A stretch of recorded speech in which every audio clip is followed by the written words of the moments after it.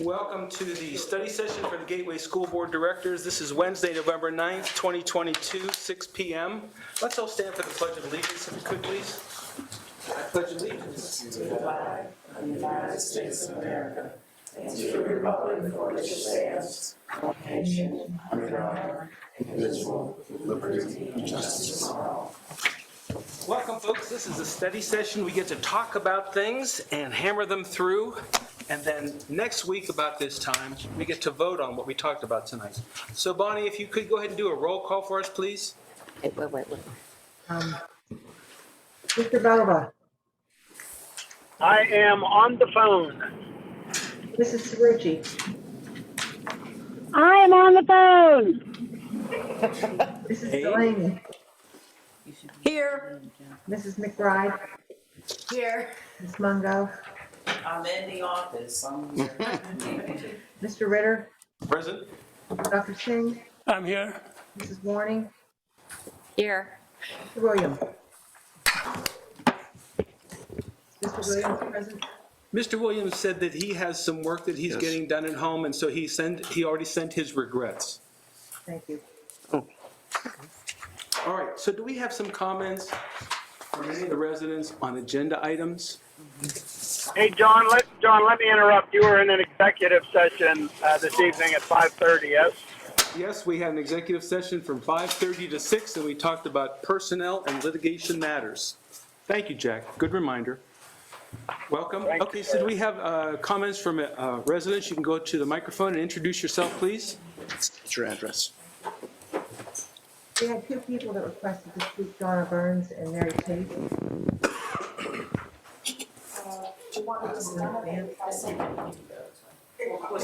Oh, okay. Cheryl Boyce, Monroeville.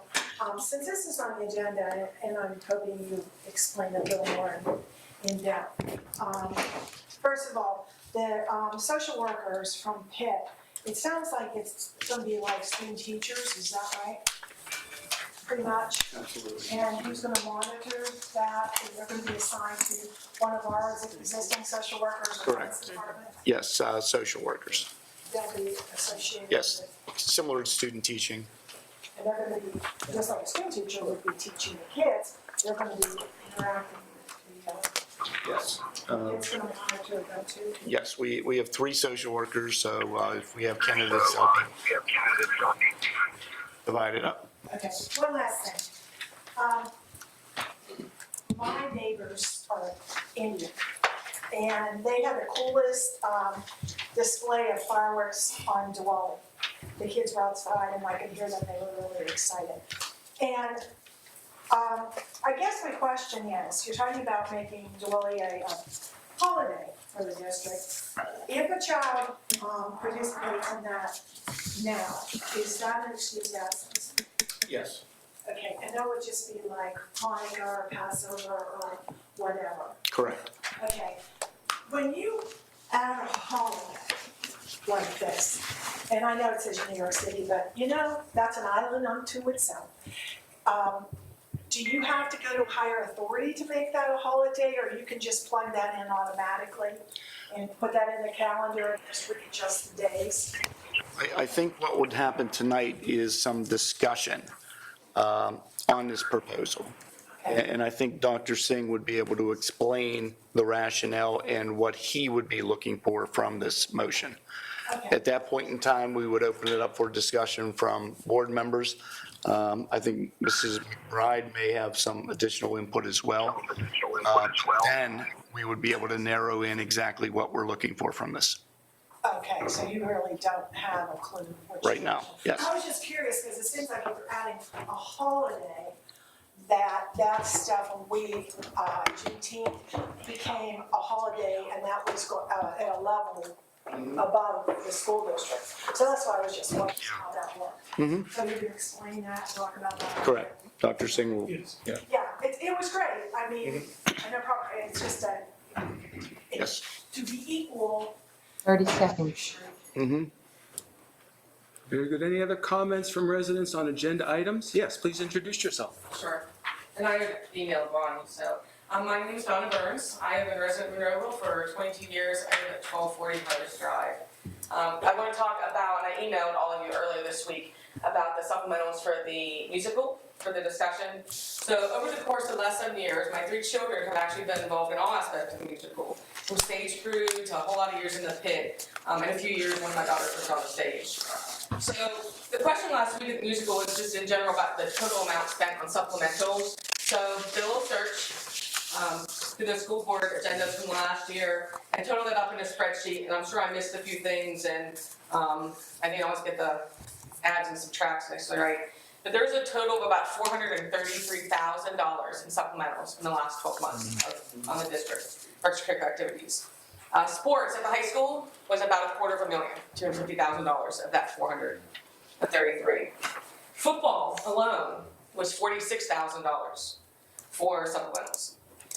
The non-sports clubs, department heads and that type of thing, other music activities, was a little bit under $100,000. So obviously, when you look at the total supplemental spend in the district, sports is a huge priority or a huge portion of that spend.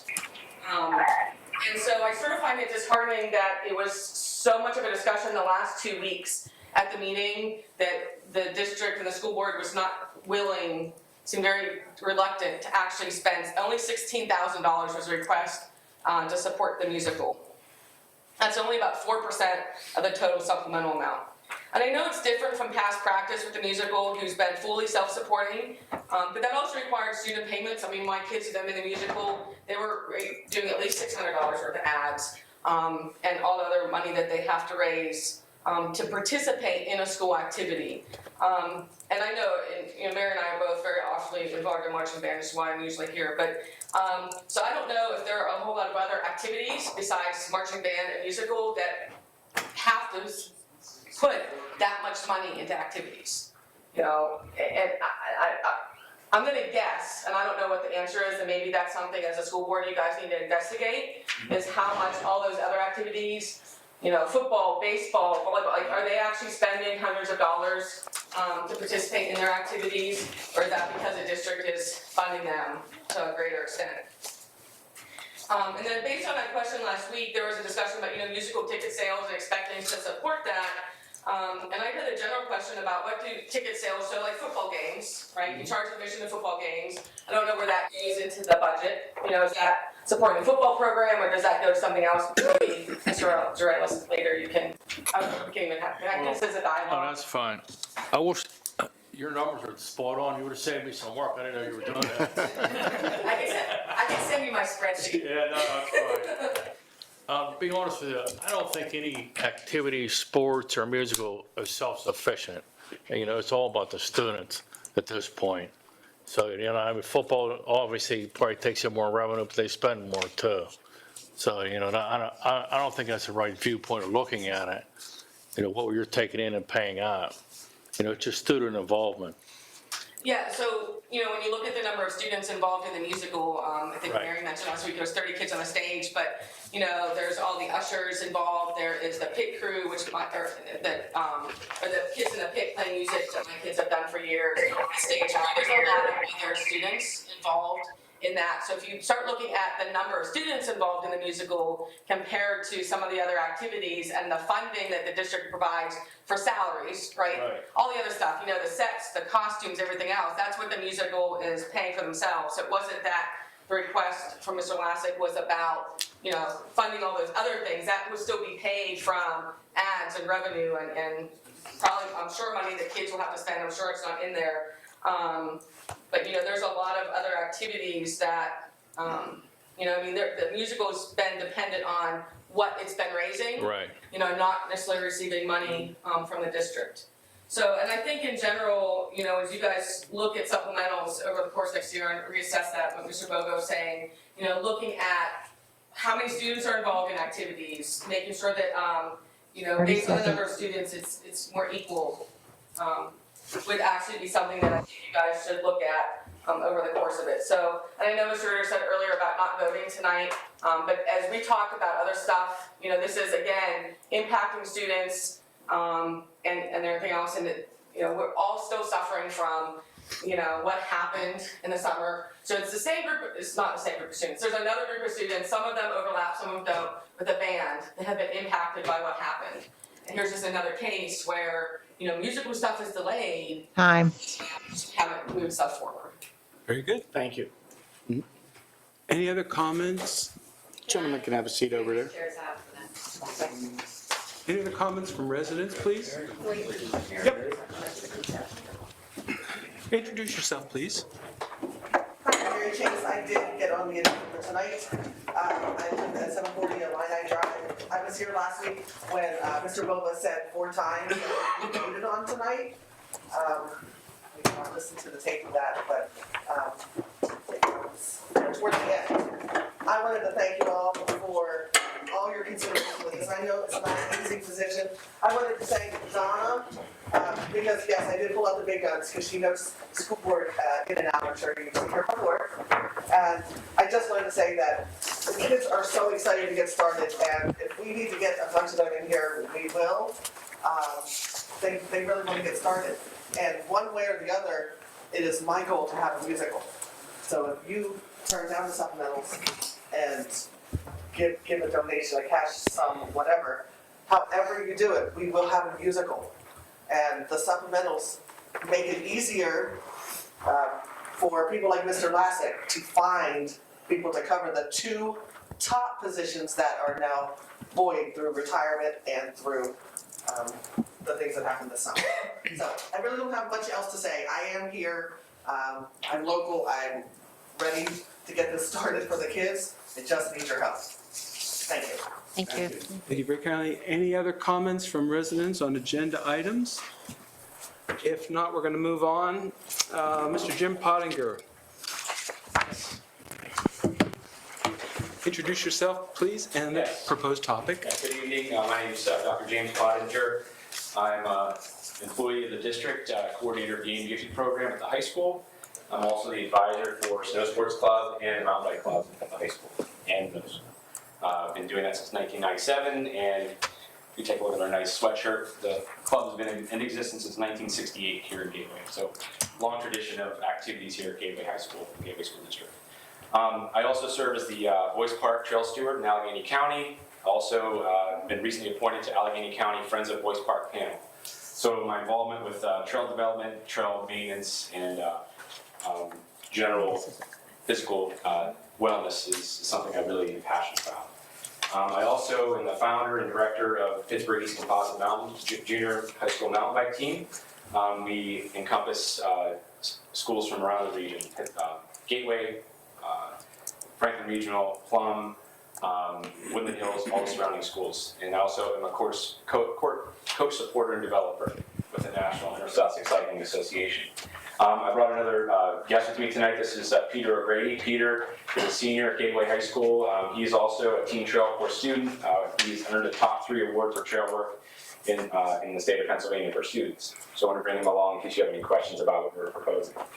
In front of you, you should see a black and white diagram with a highlighted trail marker. I don't know if I can bring it up on the screen or not, but that is a proposed trail that we'd like to develop here on Gateway campus. It will be a multi-use trail network. It's approximately 1.5 miles in length, about a 50-foot vertical change, so it's not very strenuous. So if you're looking for a place to walk on campus that is safe, it would be a great opportunity. The benefits of this trail would include, it would be inclusive, so every student would have an opportunity to participate and utilize this trail system. It would be safe, again, to bike, walk, or run. It's easy access no matter where you're on campus because it is along the edge of the property. It would be easy to maintain, again, because it's on the property. There's potential to develop it into various skill levels. So for instance, like Peter, he's an expert level mountain biker, and things that he would like to do would, incorporate maybe more trail building in the future, but there's lots of real estate on campus to develop that. It will be a community resource. It would be attractive to home buyers and residents. And we also, one of the big things is it would allow students to participate in community service opportunities. By doing this trail work, they would earn trail service hours, and they could put that towards their community service points with the high school and to build their academic resumes. The last thing that we're looking at, talking with Mayor Breesock about developing a trail system at Heritage Park, and eventually in the big picture is to connect our trail system with Heritage Park. Right. And that would give students access to much more opportunities within the district in a safe way. The only thing that we're asking for is, of course, permission to begin marking the trail officially. I did walk it with Mr. Brown, and he said, this looks great, this is something we can do. So he wanted me to come and talk to you about it tonight. It would be, the students are already asking about when can we work on it, when can we work on it, when can we build it, so there's already lots of interest in the students. So we have free labor, but again, it's for community service hours. As far as funding, we're looking at the first year spending approximately $1,500, and that would include locking system for equipment, various trail tools, rental fees for a mini skid steer to excavate certain areas of the trail that might need some more work than we can use with a shovel, signage, and lumber. The proposed schedule we have is we can begin marking the trail the month of November into December. We put flags and tape up so that you can see where the trail would go. December through April, we would be opening the corridor, clearing debris from the tread. That means using those tools we purchased, cutting trees, branches, things that would impede moving through the trail. And then April through May, we would work on tread building and final development, and hopefully more hiking and riding bikes, by the time spring comes. So, Peter, do you have anything you want to add to that? Yeah, I have been riding my bike here in Monroeville for as long as I've been in high school. I participate in the Gateway chapter of the Pittsburgh East mountain biking team. And we have low Gateway student participation in that team because it requires going over to Boyce Park and Plum, and not everyone can do this every Tuesday and Thursday. So having a resource here on campus that students can use, not just cyclists, also cross-country runners or anyone in their families, would really be great. Peter, how many kids are on the team? Pittsburgh East, what were you estimated at? So we were about 55 this year. 55, okay.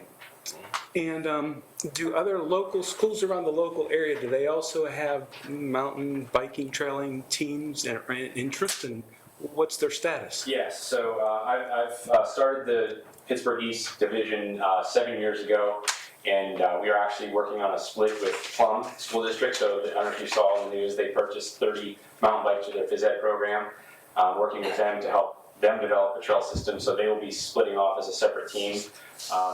This year we actually had students from North Allegheny, Pine Richland,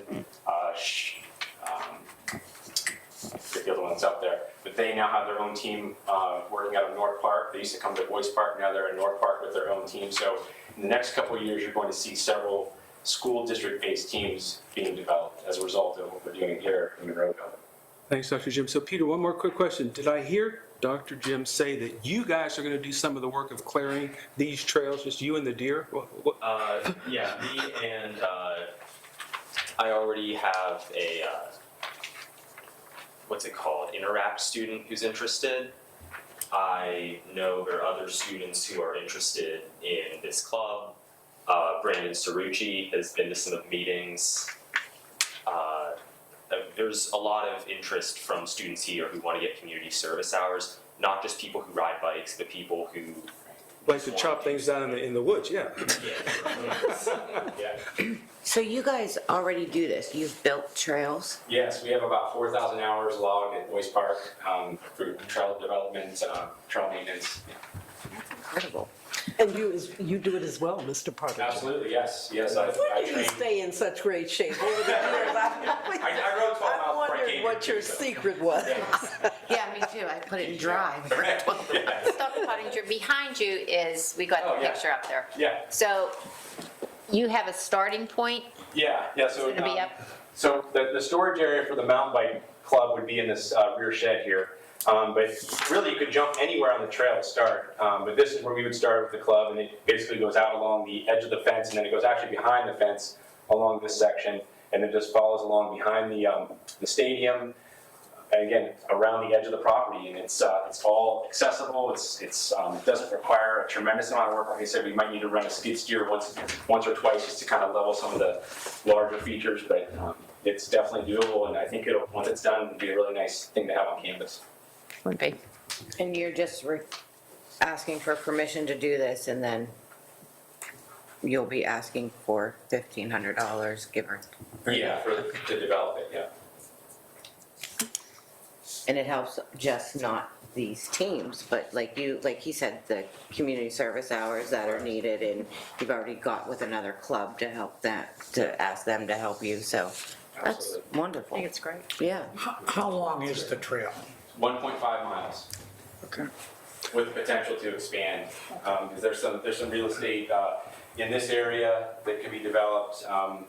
There's along here, there are places where we can basically double the trail back and build small loops within the area. But yeah, it's. And that's where I was going at. Is there potential to utilize property, say, behind Monroeville Library to?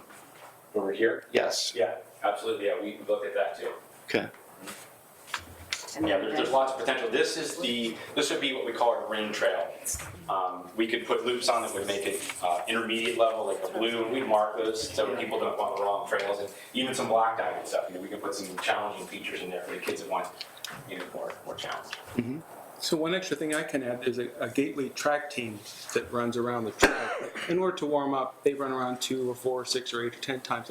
And oftentimes the coach sends them out into the neighborhoods to just take a long run. Having some sort of a trail like this blazed around the campus would take the boredom out of just running loops around the same track. Absolutely. Get them out there, around the hills, up and down the hills. That's a nice little skills development type challenge. Absolutely. And it's refreshing to be out in the woods, chasing the deer and the bears. Absolutely. Any other questions? Has this branched off into middle school students?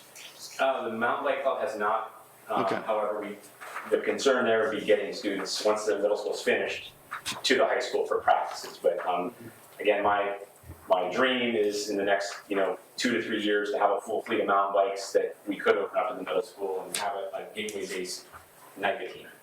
Okay. Any questions from folks on the Zoom? It's great. Might not have heard this. How wide is the proposed trail?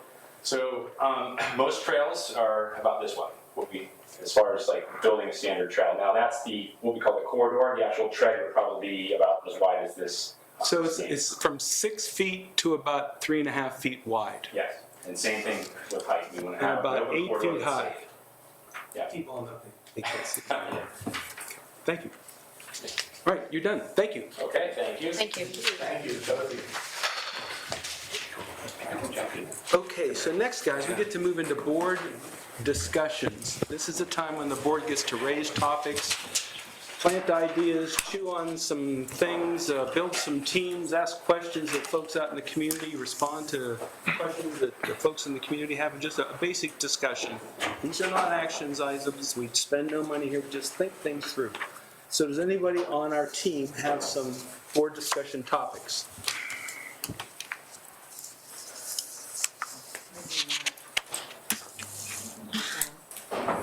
I did, but I think we'll be okay. All right, so I can report that I went to the Southwest Regional Transportation Committee meeting about a week ago out there in Shaler. And a gentleman and a woman presented about the future of school bus-related stuff. That is, there's a movement to move away from gas or diesel and on toward electric. This presentation lasted about an hour with a healthy discussion of about 30 of us, school directors and transportation directors in the room. So I collected some of the information. I'd like to propose it somehow to this team so that we know what's going to be coming in the next 5, 10, 20, 30 years as people begin to try to move away from some of the fleets and techniques that they have now toward possibly some electric bus-related type things, and what the pricing, what the issues, what the quietness, well, all those issues. It was fascinating. So would you guys be interested in me putting together some sort of a presentation just to help get a backgrounder for us on what this thing is coming down the road? Electric buses. It's called electric buses. So just one sort of a teaser tip. Do you know how much a school bus currently costs? $90,000, you're right. What's an electric school bus cost? $300,000. So what's more, 90 or 300? So how could a school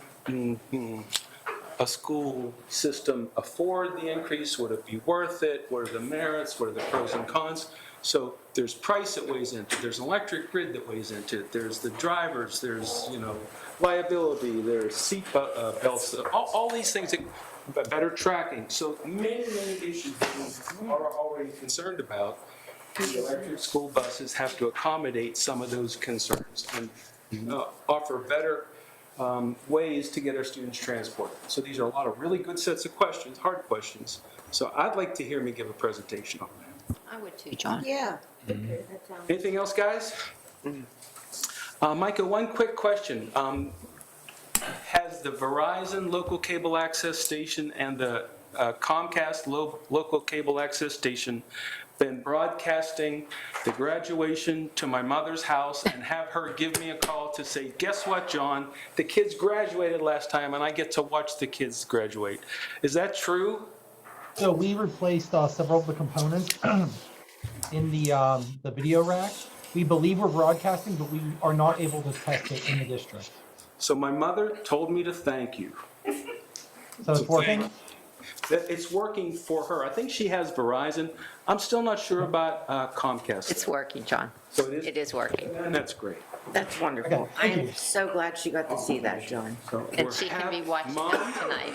Yeah. Say I'm hi back to Mom. being a good son. Okay, anything else? More discussions, guys?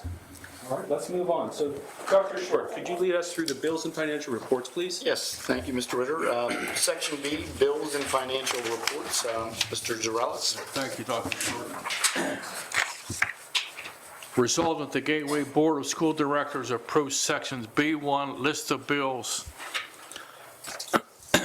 Item 1, financial reports. Section B1, list of bills, November 2022.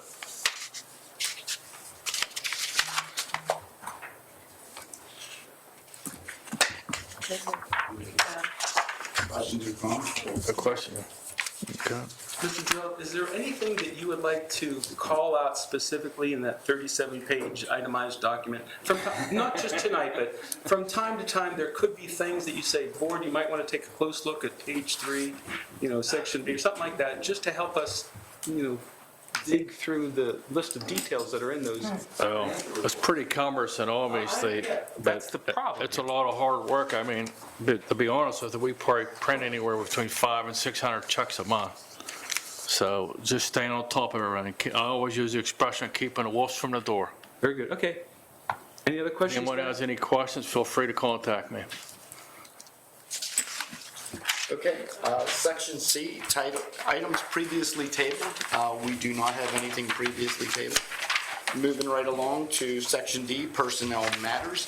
I'll turn it over to Dr. Rossi at this point. Thank you, Dr. Sure. We have two items for action items. First one under employment, approve the following individuals for the positions indicated, a part-time school police officer and paraprofessional. And under volunteers, we have 3 independent volunteers and 1 volunteer coach for basketball. And again, these are action items, so Motion to accept. Second. motion from, From Valerie and a second by Susan. Discussion, please. second from Leslie. Oh, I'm sorry, Leslie, that sounded like Susan. I'm sorry. Yes. Second from Leslie. Any discussion, please? All right, are we ready to vote? Bonnie? Ready? Mrs. Cerucci? Mrs. Cerucci? Mary Beth, are you available? Let's move on and come back to her. It might take a little while for her to come off mute. Mrs. Delaney? Aye. Mrs. McBride? Aye. Ms. Mungo? Aye. Mr. Ritter? Aye. Dr. Singh? Aye. Mrs. Warning? Aye. Mr. Bova? Aye. And Mrs. Cerucci, are you available? She is here. She said she's talking. Please vote aye. need her. Yeah, we don't need her at this point. Motion carries. Motion carries. Moving right along with personnel agenda items for review. Dr. Russell? Under Section 1 resignations, accept and approve the resignations of the following 4 individuals as listed. Leave of absence, approve the request of leave of absence for the following 4 individuals for leaves of absence as well. Item number 3, we have transfers of 2 individuals as listed. 4, we have an event worker, 22-23 school year. Item number 5, the supplementals, 7th grade boys basketball coach, and the musical supplementals. I would like to make the musical supplementals an action item for this evening. Need a second for that? So we have a motion. Do we have- Correct. And do we have a second? Second. Susan is the second, Val's the first. Discussion, please. I'm just, they have gone through a lot. That's not why I'm doing this, but we need to get the kids back involved and get everything back as much as normal as possible. And this would give them an extra week to get things started, and that's it. And it can always be revisited. We asked so many questions because I didn't have the knowledge. That's fine. Okay, my daughter participated in musical when she was here, so, in band, in marching band, and when Mr. Reed was here, so I appreciate where you guys are coming from, but I didn't know all the background and everything, so we weren't dismissive in any way, and if you felt that way, I apologize. So this vote then will be to put it on the agenda as an action item, Correct. and then we'll vote on it after that. Correct. Correct. Because I would like to. Testing, can you hear me yet? Yes. Okay. Okay. So Bonnie, roll call vote to place the item on for action tonight. Mrs. Delaney, Aye. Mrs. McBride, Aye. Ms. Mungo, Aye. Mr. Ritter, Aye. Dr. Singh, Aye. Mrs. Warning, Aye. Mr. Bova, Aye. and Mrs. Cerrucci. Aye. Thank you. Motion passes. Okay, so So at it's this point in appropriate time. at this point to make a motion if you choose to adopt the supplementals. I make a motion to adopt the supplementals as listed. Motion by Val, I second. second by Susan. Discussion, please. Bonnie, would you I give have us a question, Oh, sure. since I'm driving and I can't look at the agenda. Did we add the amendment to just review this in 1 year? We do not. Dr. This is not on there. That amendment is not identified in the motion. Don't we review supplementals every year? Yeah, we review supplementals yearly with the budget process.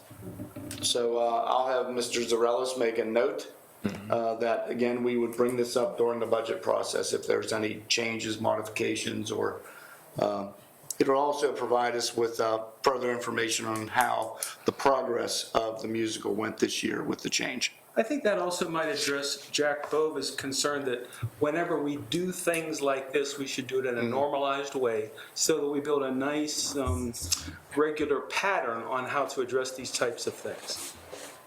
So is there any other discussion? Can I make one more comment, Mr. Ritter? Oh, sure, yes.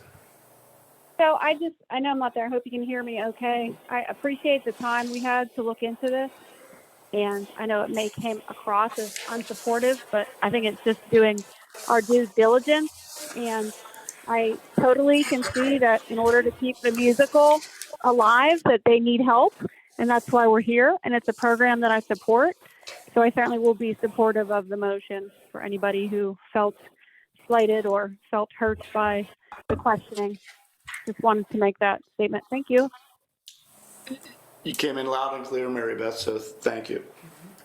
Thanks. Any other discussion? If not, Bonnie, would you lead us in a roll call, please? Mrs. McBride, Aye. Ms. Mungo, Aye. Mr. Ritter, Aye. Dr. Singh, Aye. Mrs. Warning, Aye. Mr. Bova, Aye. Mrs. Cerrucci, Aye. and Mrs. Delaney. Aye. Motion carries. Okay, moving right along, Section F, administrative report items for discussion, elementary education. Dr. Rossi.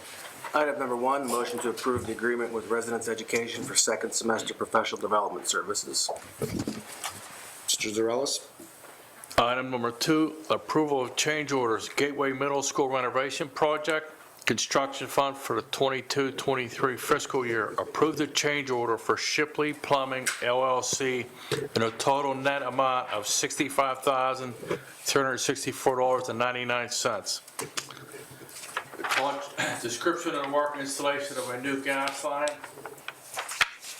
Note, including the total of 5 of the change orders above, the grand total of all net change orders school board approved for the Gateway Middle School renovation project is $2,195,280.51. Item number 3, approval of the affiliation agreement with the University of Pittsburgh School of Social Work. Approval of the agreement that Gateway School District will provide opportunity for learning experiences. My echo? With the folks on the telephones, please put yourself on mute. And recognizes the professional responsibility of assisting and teaching of university students. Item number 4, acceptance of district donations during the 22-23 fiscal year. Accept the following district donation received during the 22-23 fiscal year. The donors, Phipps Conservancy and Botanical Gardens, $1,500 check for the students at Cleveland Stewart Elementary School.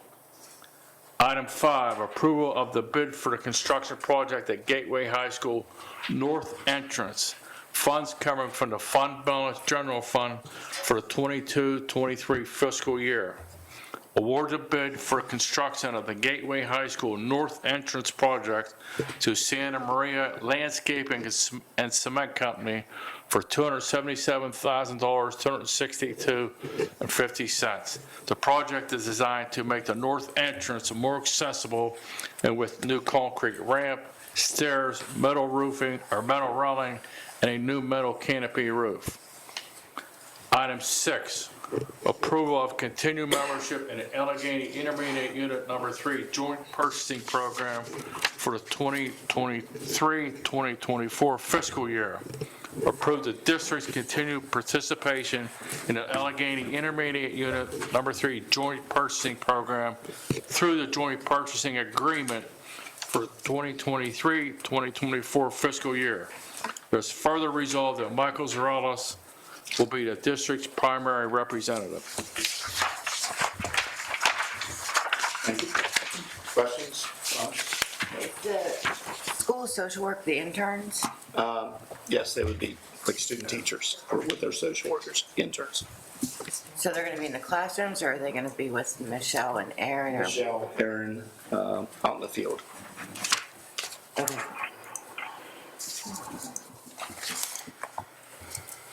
Any other questions? The north. This isn't a question, this is just a comment. I think we all understand that occasionally change orders are both unforeseen and unavoidable, but, you know, when we started this project, we committed ourselves to doing this as transparently and with as much preparation as possible. So these change orders they're a disappointment, and I have a sense like we should apologize to the people of the district for the need to be making them, but that's it. If you could see me, you'd see my look of disgust, but you can't. And Mike, perhaps you can. Yeah, I think this gas line had to be moved with the design, and actually I'm looking at it right now, a lot of it was for materials because the line had to be extended. The way there were some new modifications within the building. And so it's not I know. There's, right. It's not like there's always. I understand, Mike. I do. I get it. There's, always a perfectly valid reason, and we don't want to cut corners, and in this case, it's absolutely required. But again, it's not the ideal. That's all. I understand. I'm going to ask also, on this north entrance of the high school, I'm looking at $277,000 for the ramp, stairs, metal railing. At our meeting next week, could you give me a total of what we have put into that so far? Yeah, I have it right here. Okay, that would be good. Like, if you just want to email it to the entire board? Yeah, well, I mean, if, being transparent, as Jack said, so we know what we're paying for this also. And do they have, if we can have an idea when this could possibly be completed? Because I know they've been working on it since school has gotten out last year. I think with the design and ultimately this process with the steel or aluminum, that's the next phase of finishing the project. And we looked at that. We changed that, right? Right. At the building and grounds. Yeah. So you were not given a projected finish date? Not yet. Everything hinges upon approving this, getting the materials in, and then determining, okay, once the materials are in, we'll have an idea of when it'll be done. Do we have, well, I know Mr. Brown's not here, but are you aware, did the doors come in yet for the back? for that some of the doors they had from the middle school. No, these were supposed to, These are for the north. For the north entrance. I do not have that information. so I just wondered, how much longer that's going to be if we foresee it having it done this school year. And what about the, speaking of change orders, the lockers? We're still awaiting information from the Bold and Eichenlaw about. What are those? And we have received comparable lockers to look at as a board. So we will be meeting again to look at these lockers. The ones in the rear are lockers that have been in the high school for close to 20 years. They look brand new, and essentially they are almost brand new in function. The lockers on the right are comparable lockers that have been dropped off. By a different company? Yes. I just don't like the holes. So we'll have further discussions on, at a building and grounds meeting. I love the holes, because once they Look. leave the clothes in there for like a week. Those are for the gym area for athletics See? with the holes. Any other questions? One other thing, Mr. Zerellis, could you check, I know Ms. Hoffner had sent over a donation for the backpack program, Okay. and I have not seen it listed on our agendas yet. Okay. Thank you. Mhm. Thanks, John. Ready to move on? Next, resolutions presented by board members. We have one tonight? Yep. Dr. Singh? Singh. Yeah, so I prepared a PowerPoint for this, so you can see it. I can go over there. It's kind of like. Mike, you want to prepare the PowerPoint? Or just the lights? Thank you. Okay, thank you. Just right there? That better? Yeah, I will try to at least abstract it. So you just brief about what we are talking about, Diwali and Gateway. And this is me, today's date. So next, Mike. Okay, so Diwali, already one of our residents introduced Diwali fireworks and all, but main feature behind Diwali is a festival of lights. Diwali celebrates victory of good over evil. It is a festival for Hindus, Jains, Sikhs, Buddhists, and everyone else willing to join. So nobody is excluded. It is celebrated worldwide by Southeastern diaspora. You can see a fantastic Diwali celebration in Singapore and whatnot. For year 2022, Diwali was on October 24. The date of Diwali fluctuates year to year as it follows a lunar calendar. So, for example, next year Diwali will be early November. So next, Mike. So No, yeah. So in 2016, US Postal Service issued a forever postage stamp celebrating Diwali. And so you see, it's a nice gesture. And so what you see is this is a traditional lamp, old fashioned. So you have a clay pot, little clay pot, and you put little oil in there, and then there's a wick in it. And so, and then it put little light on it, it burns. And so we were growing up, and these were, every household will get like 100, 200, depending on it, and you put it on the edges of the houses, roofs and everything. And so this was a very nice gesture on the part of postal services to issue that, and many people in our community send it to use it as a stamp. So next. So on October 20, so that was Thursday, the mayor announced that the Diwali will be public schools holiday in New York starting 2023. So again, it's a recognition of diversity in the community and in being inclusive. So next is Mike. Next. So as a recognition of diversity in Diwali, Diwali has been declared an annual holiday in New York City schools starting 2023. New York City School serves over 1 million students. So next, please.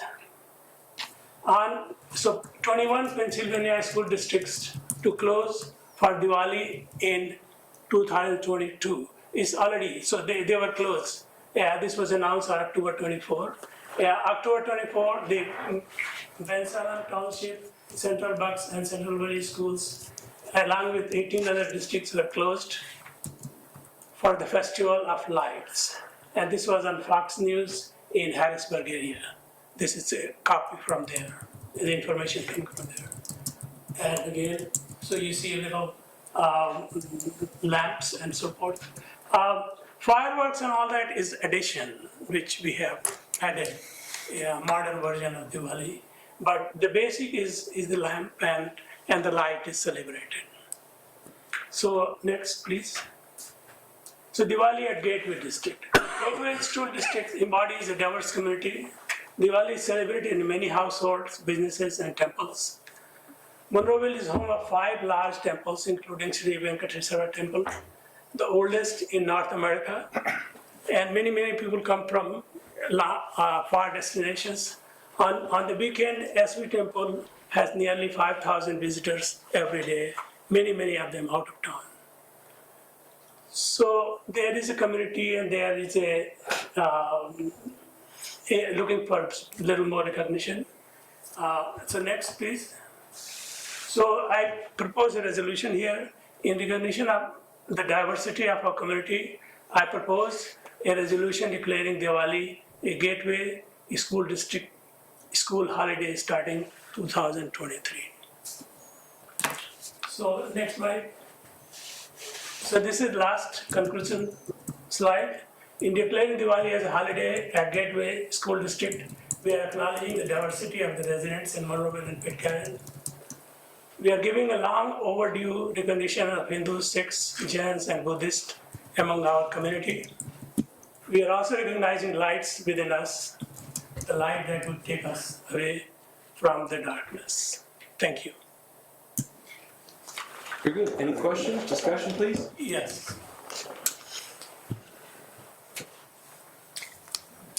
Conversation, discussion. So how many students at Gateway would this affect? That is more for the school system to decide. To provide the information, Dr. Short probably has more information on that, but I would, I don't have the numbers, but there is a large community and many, I mean, so yeah, it's a different part of community, you know, different school, different elementary schools and junior. I mean, I know many students who have graduated from Gateway. I mean, I know several who have gone on to CMU and got, they are in nice positions outside. There are, the student I know, he went to MIT and he's gone back to medical school from there and he's working in Harvard Medical School. And so forth. So there has been, Indian community has been here for quite some time, largely due to Westinghouse in good old days. And then there are people coming on like me later. And all their kids went to gateway school, and so there is a large community, a large cadre of students who have gone through gateway school from these communities. Dr. Shore, correct me if I'm wrong, but with our other students, nationalities, whatever, if there is a religious holiday of some sort, are excused absences? Yes, it would be marked down as an excused absence. And if they miss work, am I correct that worker's not weighted in on that day? So if they have. You mean schoolwork, is that what you? You're right, because sometimes they have in-school assignments. So even if they're excused, they would still have to make up the work. But under the religious holiday exemption, that day's work is not weighted into the grade. Is that correct? It's entirely up to the teacher. However, they do make accommodations for the students. And what is the PDE's rules, policies, laws on how holidays are determined in school districts? Is there? The Pennsylvania Department of Education, they may have. Thank you, John. I would think you're able to set any holiday you want, but that's just me off the top. I can take a look. I mean, Truthful, I mean, you're allowed to set the calendar. We have to meet 180. That's the key. all those things can be worked out. If you want to do this, this can be worked out. Contractually, we must meet the requirements of the collective bargaining agreement that is signed, of course, by the district and the teachers union. It could be 181, 182 days that are mandatory, or 190 for the district. Teaching days versus. Excuse me, my audio was not good while Dr. Singh was doing his presentation. Dr. Singh, what specifically, when you refer to this or describe this as a holiday, what specifically are you asking for? Do you want the entire school system closed for that day? Or what exactly are you, what are you looking for? So New York City reassigned one of the dates on their calendar. Since the date changes for Diwali, so you can't have a fixed day. But so they changed one of the days, I think it was like their anniversary day or something, and they called that as a Diwali holiday. I don't know yet, I have to look into the 21 school districts in Pennsylvania who have declared the holiday on 24th last month. And that day was a holiday in those schools. And exact terms, I have to find out. But to me, it is a holiday means holiday. Schools were closed. How many religious holidays do we currently have off? School. Yeah, that are religious holidays. I'd have to look at the calendar as far as determining how many. It's not Christmas anymore, it's the holiday break. Holiday break, yes. And not Easter anymore. There's not Hanukkah or, what's the other one? I know during, when I taught in the Pittsburgh public schools, we did, and that was not just the Jewish community, but we did celebrate all the teachers and all the students. We were given Yom Kippur. You were given off Yom Yeah. Kippur. Okay, all right. As an official holiday. Any more discussion here? If not, we can close this down and we can invite the public to weigh in. So how might the public? Well, I have one. I'm sorry, John. In New York, it wasn't the school that decided to do this. This is in legislation right now, correct? This is a bill that is going through. No, it has gone through. Oh, it has gone through? Yeah, it's closed. It's, All right. there is a Diwali holiday. And so the New York school system is a little different. It's large, so you are talking about more than 1 million students. And so it's the school system that is New York City Department of Education, and then it has districts within them, but it's a different kind of control than what we have a separate school district here. So, but it applies to all of them, and this was passed, They're there. yes. It's all, that part is done. And there's been other board discussions through the years about adding religious holidays that were turned down, if I'm not mistaken, correct? There was other resolutions in 2019 and 2020 through Brian. Brian Gottman. I don't, and I respect and appreciate all religions, and I think everybody should learn about them. This whole separation, I don't necessarily agree with. But I just don't know where we draw the line. Like, there's so many, there's 120 some religious holidays a year that different religions celebrate. And even though we do have, you guys have beautiful temples here, and people come from all over the country, I see them. And people come here for that, but and we have a big community in Minerva and Pitcairn that celebrate this, but where do we stop, or who do we say no to, and who do we say yes to? So, that's a good approach, but I would say that this is, you have one religion which has, or maybe 1.5, which has dominated the system. And new religious, new social cultures, this is not just a strictly a religious festival, it's a social festival. And so this is one case which is coming up, and we cannot bring all 900 cases at the same time and figure out what we will do when they come. We decide as they come. One resolution came, probably I'm not sure when the next one will come and how many years it took to get to this point. So I wouldn't expect that tomorrow you'll get another resolution from another holiday. Yeah, the article said it took decades for New York to finally get. So I'm saying that at the moment, I think you should look at case by case. When a new resolution comes, a new part of our community wants a holiday, you should decide on case by case basis, and not at the moment decide what to do with all 900 of them. No, I wasn't asking how to decide, just how to look at that holistically. Yeah, no, you decided one at a time, one case at a time.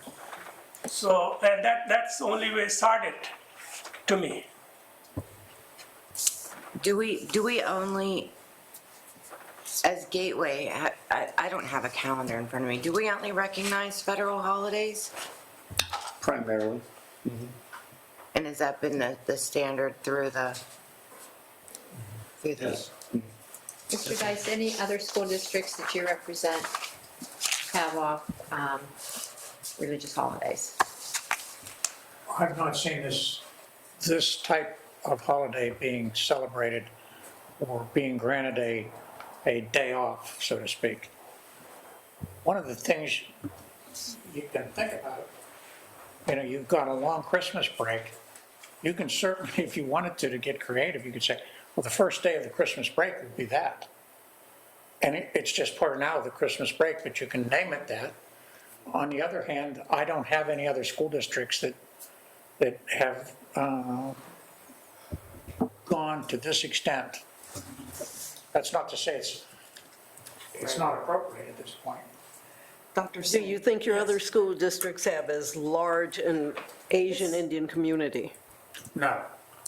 If it is not a holiday, if it's not identified by the school as a holiday, would children of the community be absent from school to celebrate?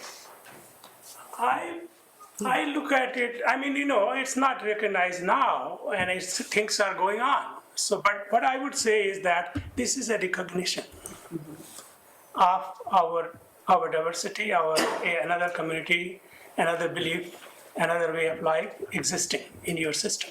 Right, I guess what I'm getting at, and this might be just a myth, many years ago, we always had that first Monday off after Thanksgiving for the first day of hunting season. Yes. Because there just weren't kids that showed up at school. Oh, there weren't teachers that showed up. And it just wasn't even worth having class because you had such a large group of students who were absent from school. So if you have such a large, that's why I was asking, is this a holiday or a time where kids, whether the school recognizes it or not, your community will pull your children out of school for celebration? I don't think they are pulling out. I mean, as I said, I mean, the community has been there for quite some time. They have been there since Westinghouse. Right, so I don't know if there's been a large number of absentees on that particular day. And that's something we would have to look at because it does vary from year to year. There's no question the diversity in our district. It's something that, we're proud of, and it's Gateway. We have roughly 9% of our students. That was the answer. So whoever asked that, I'm not sure if it was Leslie or yeah. But Not to interrupt, Dr. Singh, with what Mr. Dice made the suggestion, like with our long Christmas winter break, taking one of those days and designating that as, would that be something acceptable from what your thoughts, or do you need? Oh, I think it's very much on the line with what New York City school system is doing. As I said, there was a anniversary day in the school system, it was holiday, they're not doing anything with it, and so they renamed that as the Diwali holiday. So it's not, the day off would not have to change every year with the lunar calendar? No, that's practically impossible to do that. Okay. So, you probably discuss, every year you have to create a new calendar for a school. I'm not asking, I don't think it's rational. But yes, so renaming, I mean, Mr. Dice, absolutely, that's what New York City did. I mean, that way there's no loss of an extra day by the students or the teachers. It doesn't require necessarily going back to the bargaining units because that day's already off as part of the Christmas, if it's the Christmas, the Thanksgiving holiday, the Easter holiday. If you take one of those days and do this, no harm, no foul. You don't have any issues with labor or students missing extra days. Oh, I didn't even think about the contracts and the negotiating of everybody. Well, since we're talking about diversity, inclusion and all, can Dr. Kane join us? Please repeat the question. I'm sorry, I missed that. Yes. I didn't know. Have a big chair. And if you are going to talk, if you go up to the. Yeah, you want me to talk now? Okay. Well, let's do this in order. Dr. Singh, are you finished with your presentation? Yes. Or do you want to include Dr. Kane as a guest presenter on this topic too? Sure. Help us separate the way. I'm happy to have his views. I didn't mean to put you on the spot. No, I kept both in my head, like I'm hearing y'all. Okay, where do you want me to start? You want me to start on the topic that we're currently discussing? First off, for the viewing public and everyone here, this is Dr. Anthony Kane. He was hired by the district about a month ago to do some consulting work, looking at equity and what we've done as a district throughout the last several years, and the work of Dr. Chakey as well. But, just happened to stop by here, and I didn't even know you were outside. So, I've been hanging out. perhaps you could provide us with information, your background first, Duquesne University, now you're at St. Vincent University, and the work that you do there, and maybe provide us with some information about how holidays are handled at the university level. Yeah, so as Dr. Vincent said, I'm Dr. Anthony Kane. In my professional life, I'm assistant vice president for student affairs and dean of students at St. Vincent College. I've been there for 2 months, I think. I started on the first day classes. Prior to that, I was at Duquesne University for 9 years, most of which I was involved in a lot of the diversity, equity, and inclusion work. In the previous 2 years, director for the Center for Excellence in Diversity and Student Inclusion. So that's kind of what has led me to be here and working with Gateway District. I'm also a community member. I live in the University Park neighborhood, and so when I got approached by JB to help out with this, it became personal because one day I will have kids, and one day those kids will hopefully go to Gateway, and I want to make sure it's a district that I want them to go to. And so I'm happy to work with Dr. Shaky and some of the folks who've been doing DEI and move forward. But I'll talk a little bit about where I hope we start. Jack and I talked earlier today, and he gave me permission to say what I need to say about where we need to start and how we need to start. But in terms of holidays, holidays are complicated, and I think that was the point Dr. Singh was making, is that you have to determine what's best for the community at the given time. And when you compare what merit and value is assigned to certain holidays, it leads to an unfair dialogue about whether or not that holiday is important enough. And I don't think that was the intent of the dialogue, but I think when we're talking about religious holidays or holidays that reference or represent culture, ethnicity, et cetera, we have to be mindful that there might be people in the room, might be people who are listening or reading notes that belong to that community, and that our reasoning and rationale has to be grounded on what's in the best interest of the students. And so when I was at Duquesne, we had a ton of Catholic and religious holidays off, and at St. Vincent College, we don't have as many. We observe those holidays as a community. If you are that religion, then there's opportunities on campus to engage, whereas at Duquesne, we were given an opportunity to do it on our own. In the K-12 system, you have to be mindful of what legislation and what the accrediting bodies tell us students need to do and how engaged or how many days they need to be in the class. I think it is fair to consider all holidays, but I also understand that it's unrealistic to celebrate them all. And so I think what I would propose in this situation is to table the conversation and leave it up for public comment. I believe Dr. Short, you had mentioned that earlier, and see what the community thinks. And is it of value for the families who would celebrate and acknowledge this holiday to have their students at home, if there's teachers in the district or staff persons in the district, would they be able to celebrate and acknowledge and feel supported in whom they are and what their identities are if they weren't required to go to work or go to school, et cetera, et cetera. And if you do not, or if you have not celebrated, it's Diwali, correct? Yes. Diwali. And if you didn't know about it before tonight, October 24th is my birthday. So when I lit a candle, it was for a different reason. But had I known, the magnitude of the holiday, especially for this community, I would have, definitely acknowledged that at the time. But I think we can't comment on whether or not it would be meaningful. I think we need to hear from people in the community, and if it would be of value for them. Maybe, if we don't agree to do a day off, maybe we can figure out a way where the district will acknowledge or make some type of remark about this holiday per what people in the community think is appropriate. And we could do that for all the holidays. It might become cumbersome for the person who does marketing and social media at the district, but some colleges and universities publish a calendar at the beginning of every academic year, and then, if possible, will acknowledge those days when they can. But that is why we got away from Christmas, because there's some students who don't observe Christmas but do enjoy the winter break. Similarly with Easter and those other holidays. So I think hearing from the public would be appropriate, because I don't know that there's enough of us in the room who understand the importance and value. And I don't want us to demean what people might feel or how they might feel without giving them an opportunity. It's a very political answer. No, this is That's sometimes very good answer. Yeah.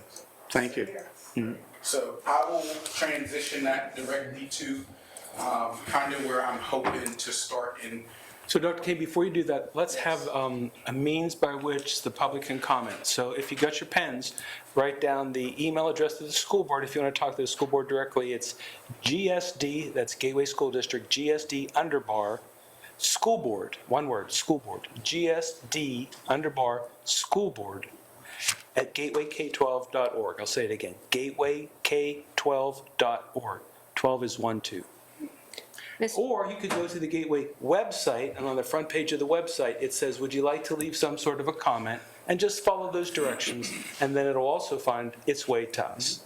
Mr. Ritter, may I make a suggestion? If there's anybody in the audience here that would like to speak, would that be out of order on this subject? It would be better at the end.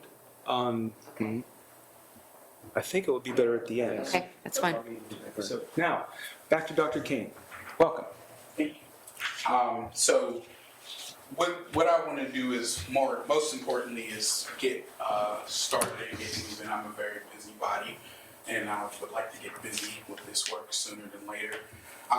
And so after the early winter holiday, I don't know what we call it now, but what is Thanksgiving on the calendar, I would like to begin engaging key stakeholders within the district to do my version of it.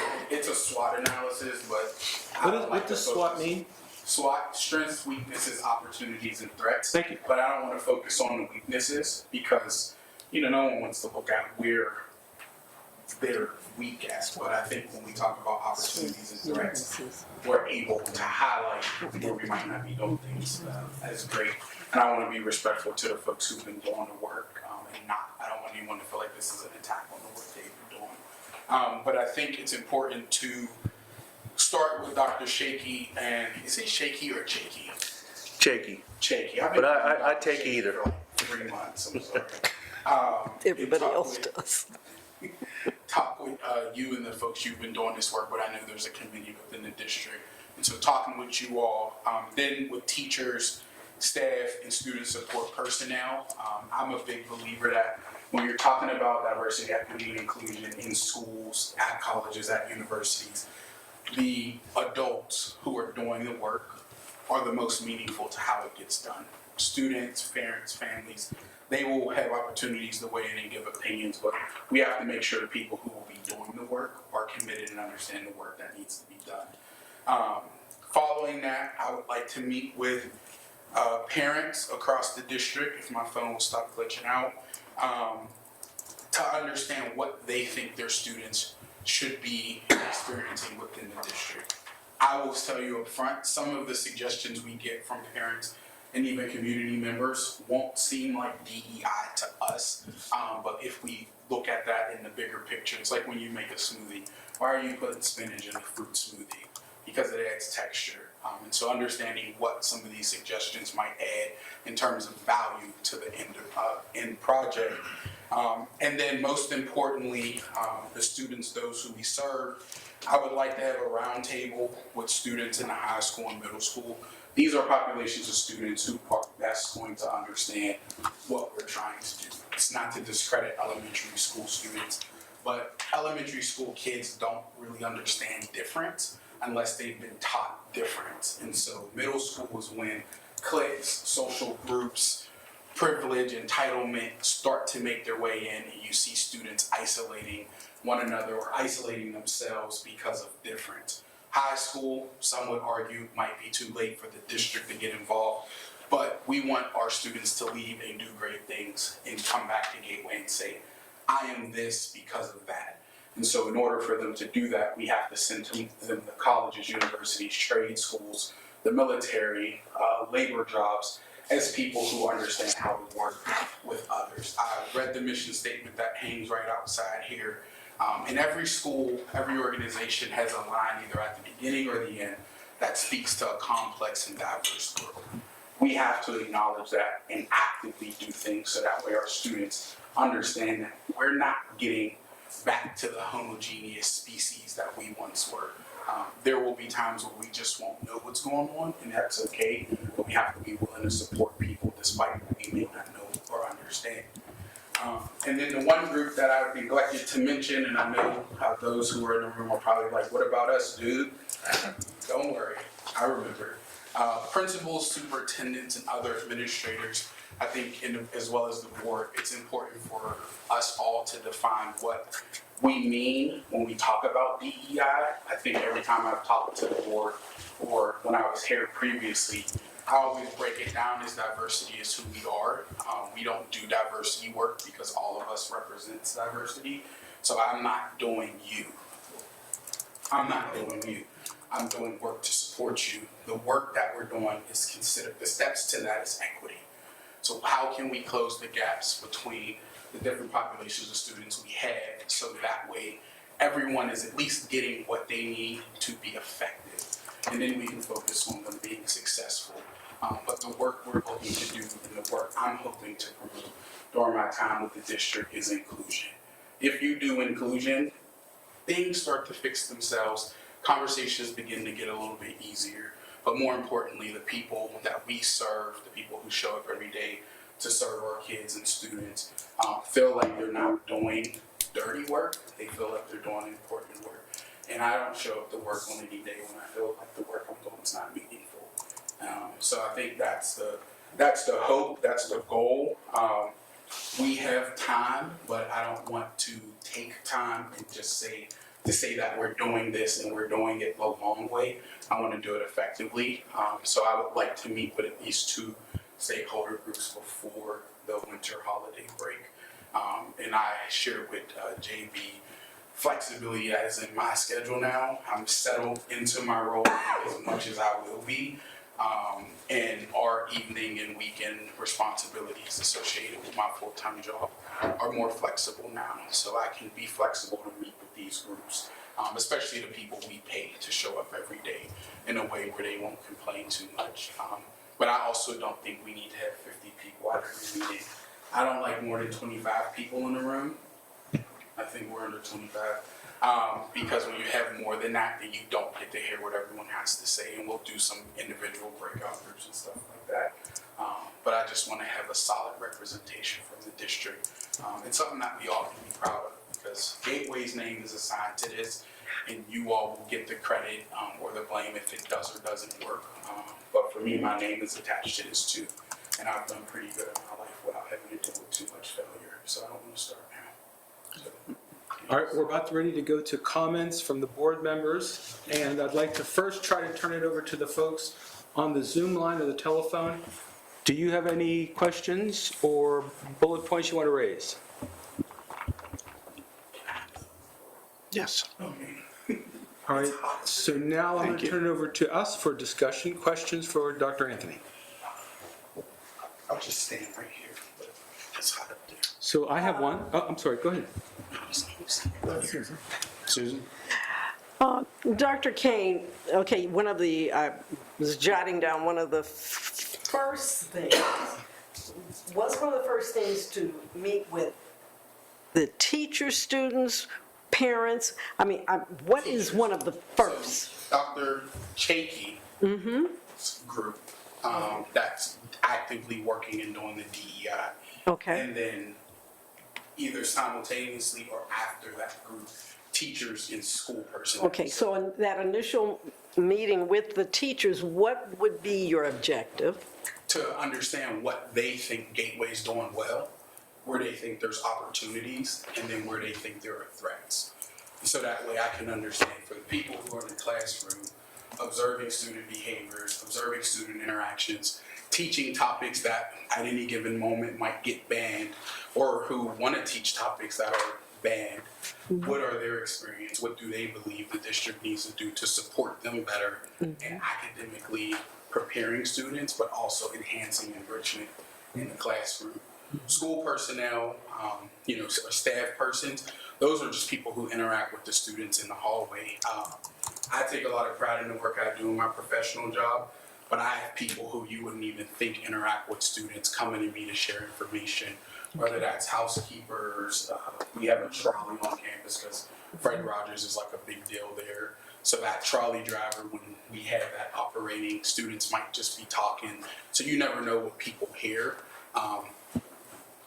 I I come from the school of thought where I understand not everything everyone says will be true, but I think that there's always room to understand people's opinion and perception. And so as I move along, my questioning will remain very similar, but it will be tailored to themes that I see within those conversations. So that way, once I meet with all of those groups and I'm looking to propose to you all what I think would be best, I can say this is based off of this information, these conversations, etc.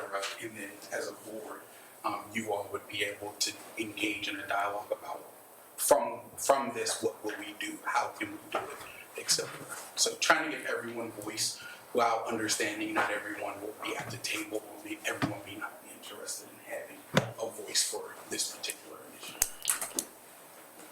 She answered it, or she asked it, like the goals. Susan, you asked part of my question, that would be, who would you like to meet with? You mentioned administrators and teachers, so I changed it to teachers and then administrators and staff. You also mentioned parents. Did you mention community members? You also mentioned students? Did you mention school board members, members of the media, others, perhaps neighboring school districts, and other organizations? In other words, this is the way my mind works when I ask a question.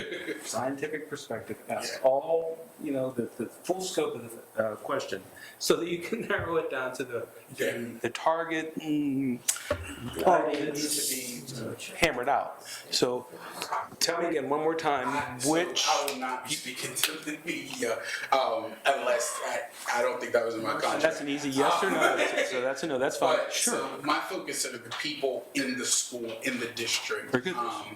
So teachers, administrators, students, parents, community members, because they have a piece, but not, I'm not going to hold up at the Chick-fil-A and Miracle Mile to get people to come, but specific community members, whether that's the Rotary, people who the board thinks are necessary and are influenced or will be influencing us. See, I like that. I mean, I don't want this to blow past us, because this is quite a nice little nuance that you're offering here. That is, parents are concerned about what goes on in schools because they have children in the schools. But there are other people who pay for the schools to exist, and they don't have children, or they used to have children, but they don't have them anymore. But they're still concerned about whatever their local school is up to do it. So if we just target just the parents now, I think that might not be enough. And I like widening it like you did to the community members. And I would avoid talking to other school districts, because a lot of districts in our region are claiming to do DEI but aren't actively doing DEI. So in my personal opinion, it wouldn't be, I think my research and my work that I've done throughout my career would be more meaningful to fall back on than talking to a neighboring district that has a beautiful DEI statement and says that they're doing all these DEI things, but when you talk to the students, they don't even have someone fulfilling that role in their space. So, very good. Yeah. That's all I had. Are you considering working with the equity committee that has been already established here? That's Dr. Chakey's group, right? Correct. Yeah. Yeah, that when I referred to Dr. Chakey and his people, Chakey. Because now I'm like panicked about it. I'm already sweating. But I mean that him and the person who's been serving that, but that group, okay. I don't know their exact name, but I would want them all together. But then when I talk with superintendents and principals, he would be a part of that group as well, because he's more than just one thing. I think we all are. So I'm going to add that to your list here, equity committee members.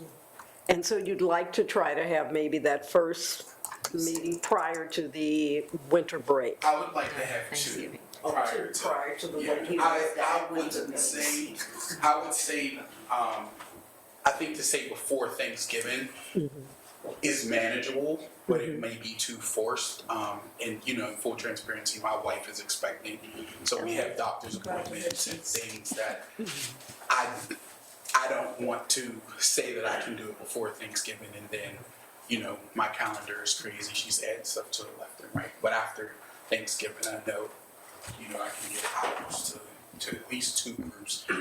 And I said to Jack, if we get 50 people, I don't want to say, well, you 25 can't come. Let's do the first 25 from, in 1 hour, and then we can do that next 25 immediately following.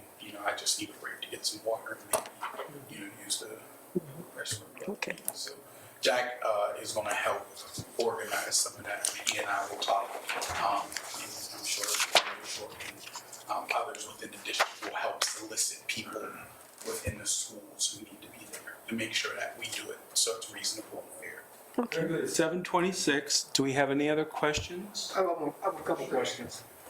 Okay, JT Thomas. Yeah, in terms of, you had indicated your initial conduct blogs would be with Dr. Chakey, and I screwed the name up too because, whatever reason. But would it be with him and his committee? Would that be the coming out with blocks meeting? Yes. Question, in terms of getting over the past year, we've had a lot of controversial over, in terms of course diversity in general. And one of the two main topics, I think, was the critical race theory or critical responsible teaching, and as to what that is. And that has bounced around like a cherry bomb.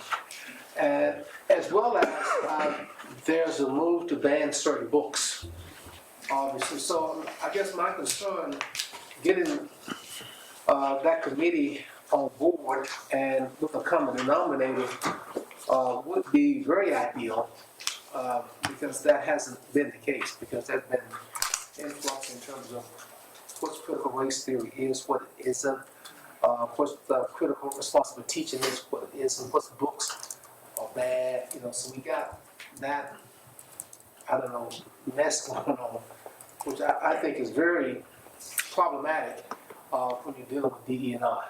Yeah. Yeah. Yeah, and it's complicated. I think that's why I want to start with them and understand what they've done well, where there's been opportunities and threats. Unfortunately, we're living in a day and age where things are getting banned on both sides. Sure. Things are being challenged on both sides.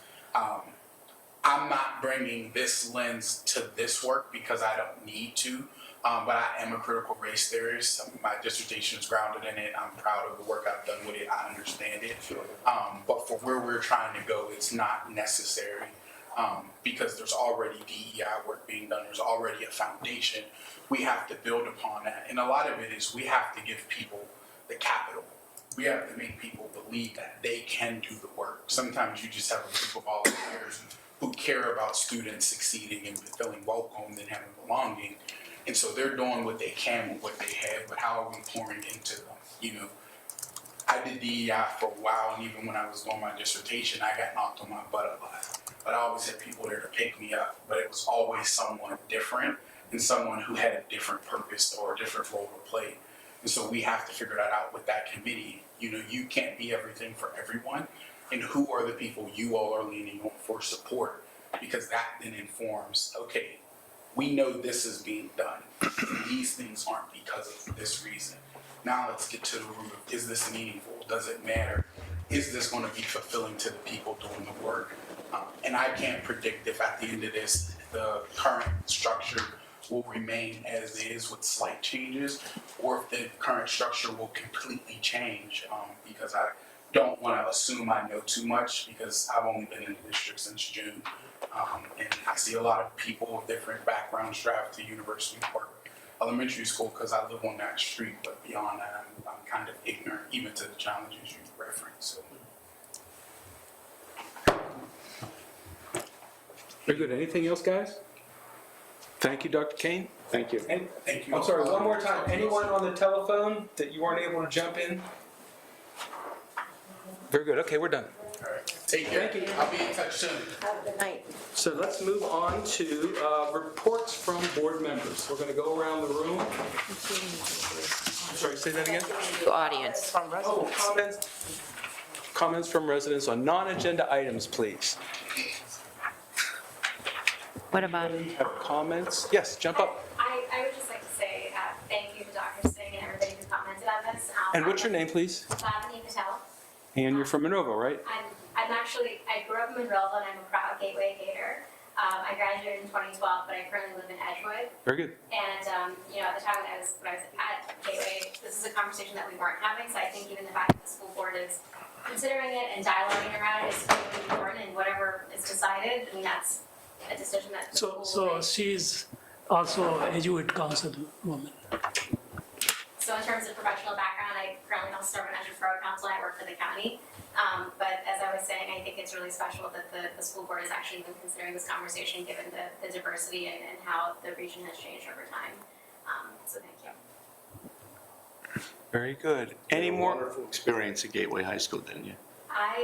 English department. That's right, Mrs. Slushman, yes, some of the finest years, and really set me up for a lot of success, so thank you. I think I know her. All right, so let's go around the room from left to right. Board members, you have anything on your mind? You want to report about a committee activity that you've been working on or ask a question? Leslie? I don't have anything on a committee, but I want you to know, Dr. Singh, when you put this resolution up, I learned a lot about this day. And how it came about, and you know, the schools that did it and the universities that looked at it, and you know, I asked questions, but I've been doing this for a couple of days. Oh, So, wonderful. printed them all at the office, but and the definitions. Okay. Pages of definitions. So thank you for that, though. I knew of it. And I know a lot more. Valerie, then Susan? Yes, I had brought up in the past about possibly Sunrise using or moving to our Moss-Side Middle School, and Dr. Short, I believe he is setting up a meeting with the IU on the end of November 30th, November 30th, yes. 6 o'clock. So, Might you be willing to give us a more updated report on that at our meeting, meeting a week from today? Would that be too early? yes, because he will not have had a walkthrough yet. Okay. Okay. Susan, then Bruce? Okay, just, you have something? Well, I was going to say Susan, then Bruce. Thank you, Dr. Singh, for enlightening us and educating us on Diwali. Again, it fits in line with what we've always said about the Monroeville Pitcairn community. The diversity that we celebrate here is just so amazing, and you helped to educate us on that even further today. Also, I want to congratulate our football team for an excellent record and year. Unfortunately, that it ended, but I think that was one of the best seasons that they've had in a while, I think.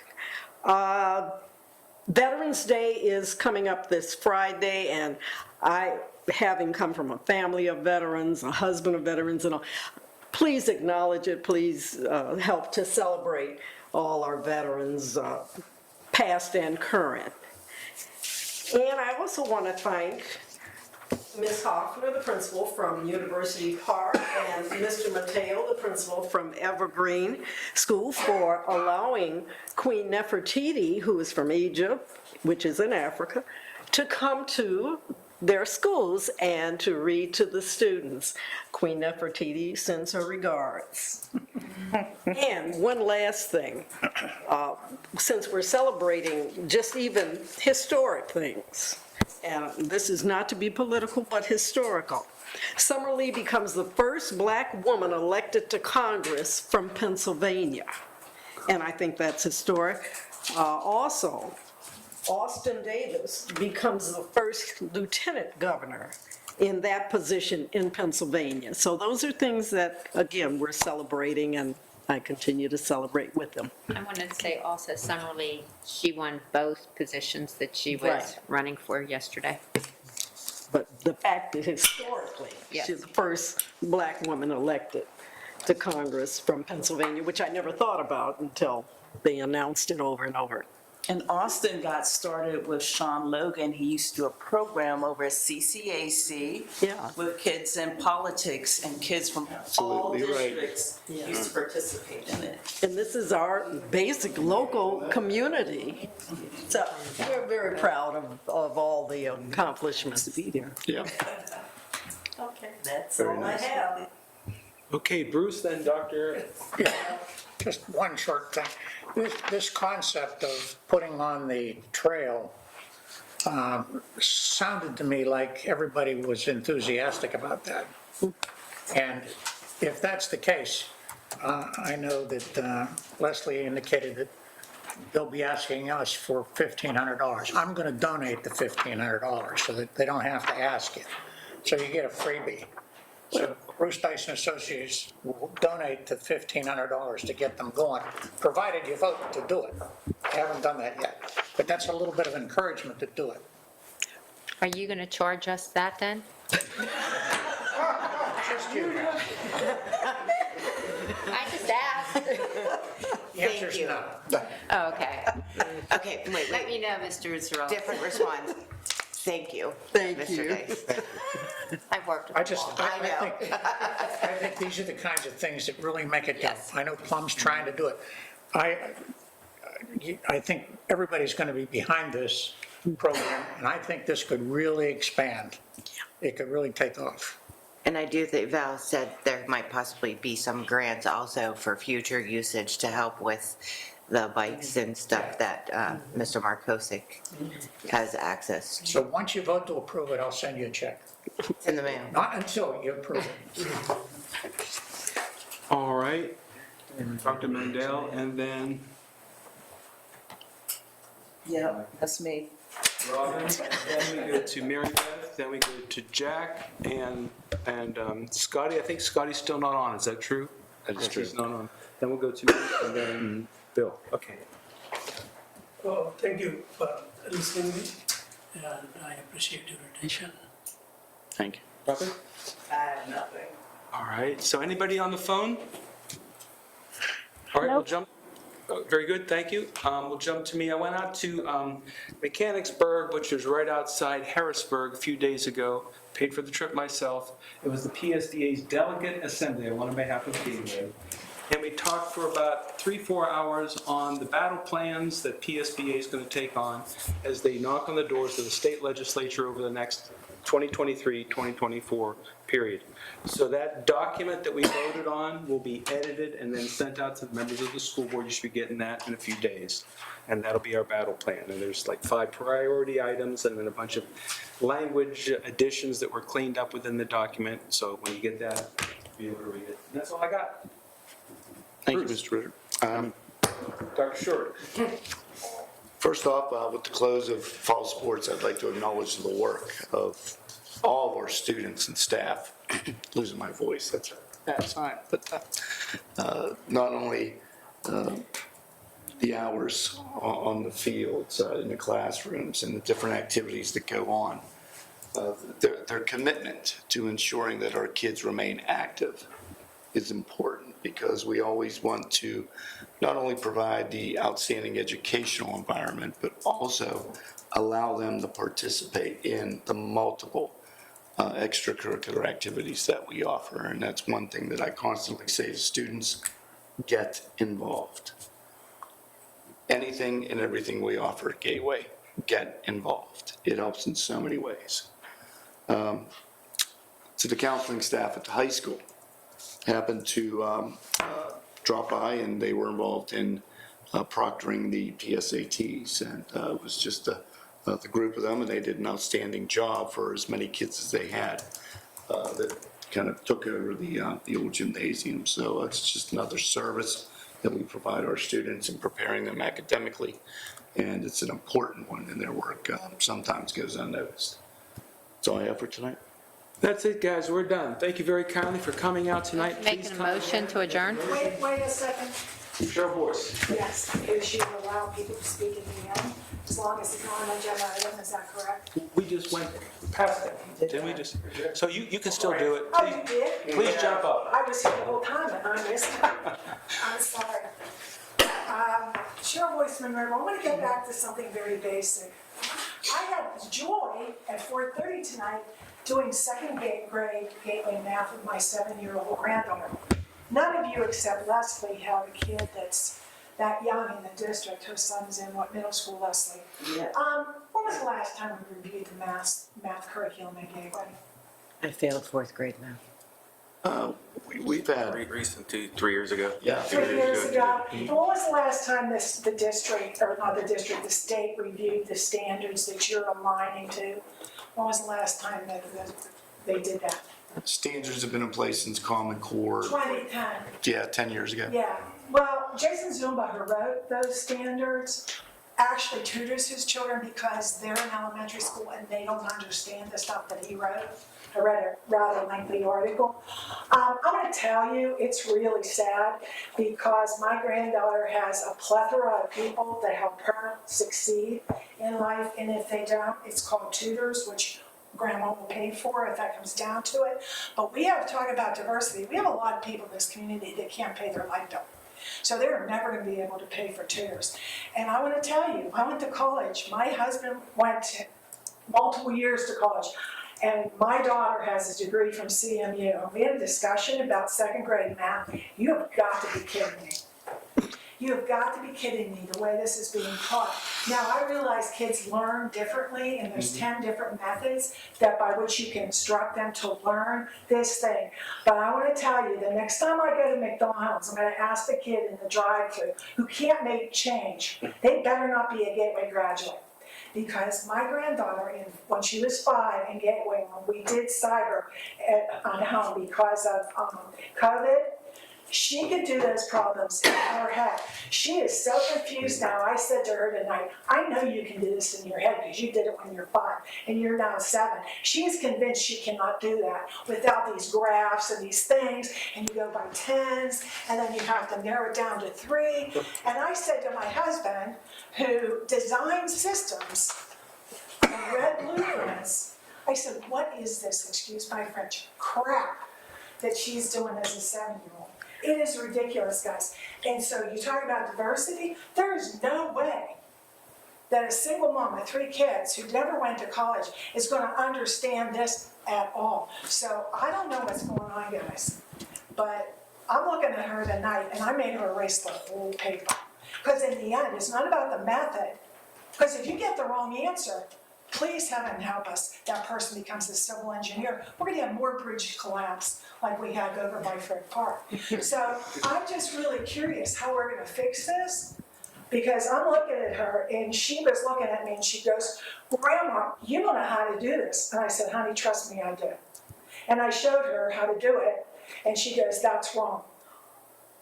It's called up here, she can't do it anymore. So from 5 to 7, she now thinks she can't do it right.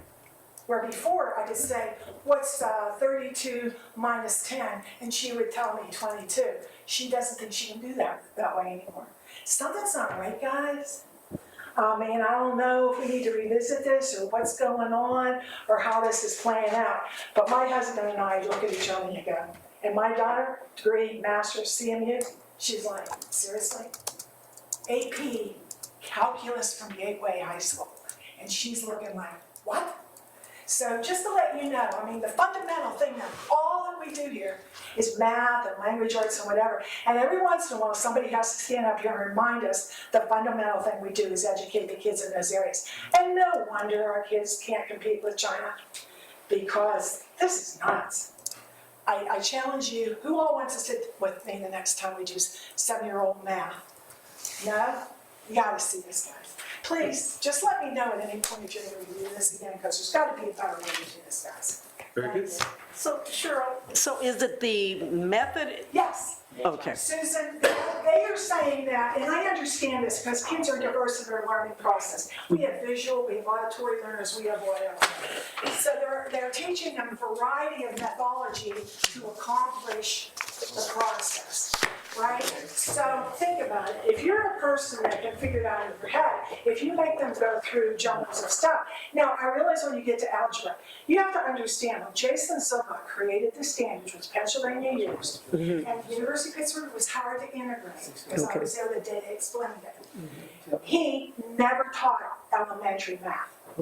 He used college math and filtered it down to the elementary level. So he did it backwards. Instead of building the foundation and going up, he went down. And the article is really funny when you read about how he has to tutor his own kids because they don't know the math that he actually helped create. So, I mean, I know that my parents used to look at my math and go, I had school mathematics study group in 7th grade that Pitt created in a book that looked like an atlas. And Gateway threw it out after 2 years because it was crazy. But I mean, I know we go through these things, but when multiple family members who went to college can't figure out 2nd grade math, the way they're doing it, it's the process. Okay. The process. But in the end, no matter what process you use, Susan, you have to be able to get the right answer. And they make you do every process. Yeah, if you're so hung up in the process, because when we were in school, if you did an algebraic equation and you did the process, you got so many points, even if you got the answer wrong, but if you got the answer right, then you got extra points, so you got the whole thing. But now, it's like, there's 7. Yeah. There's 7. You know, and the thing that I don't like is, please don't turn them off for math. Because, if you turn them off, we'll never get them back. Never get them back. After school mathematics study group, every time I went in math class, I gagged. Thank you, 7th grade, South Junior High School for that. So I don't want to see that happen to these kids. So it's just something, guys, seriously, with all the things we talk about, that's fundamental. Because that's what you're really here for. Everything else is icing on the cake. I just wanted you to know, it was at 4:30 today, I'm thinking, I'm going to a school board meeting and I'm going to tell you guys, because this is not, she's like looking at me, but Grandma, this is not how the teacher said to do it. And I said, honey, I'm following example, and it still doesn't make sense. Yeah, I went through that with my granddaughter. I understand. You understand what I mean? Yeah, we need to figure this out differently. Very I'm good. gonna say amen. Yeah. I know exactly what you're talking, amen. Yeah, because I'm thinking about that single mom who's trying to struggle to work and take care of the kids, and there's no way that's parents can sit down. Right. I mean, here's all these adults trying to help a 7-year-old, and it's not happening. Do have the tutors. Are we having the tutors again for our students? I thought they'd. Okay. Very good. With that, I'm looking for a motion to adjourn. Motion. And a second. 1 + 1 is 2. We're done. Thanks, guys.